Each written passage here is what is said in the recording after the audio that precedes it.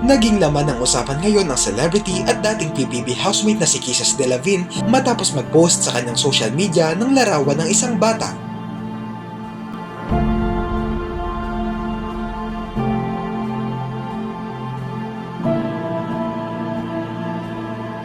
Napansin ito ng ilan sa kanyang fans kung saan sinabi nilang bigla umanong nag-post si Kisses sa kanyang Instagram story ng picture ng isang baby pero hindi ito nagtagal dahil nabura din ito kaagad.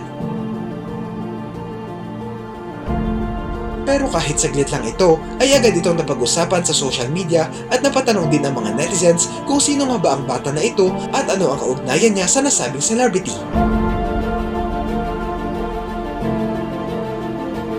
Hindi tuloy na iwasang isipin ng iba na maaaring anak ito ni Kisses.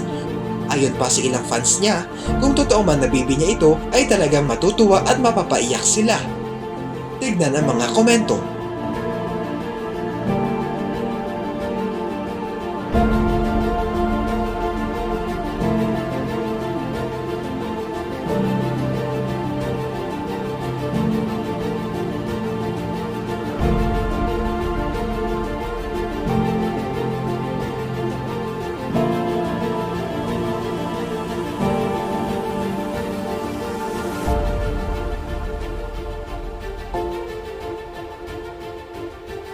Wala pang kumpirmasyon kung ang larawan ng baby ay talagang anak ni Kisses o baka naman kakilala niya lang.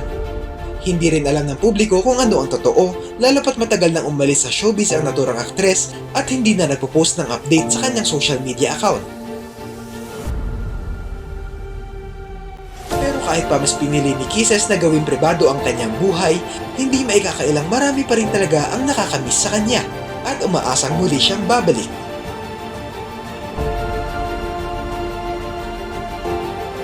Ang Instagram story na ito ang isa sa mga patunay na talagang sikat pa rin siya kahit pa matagal niya nang iniwan ang pag-aartista.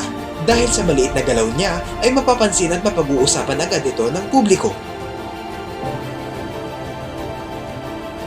Ano ang masasabi niyo rito?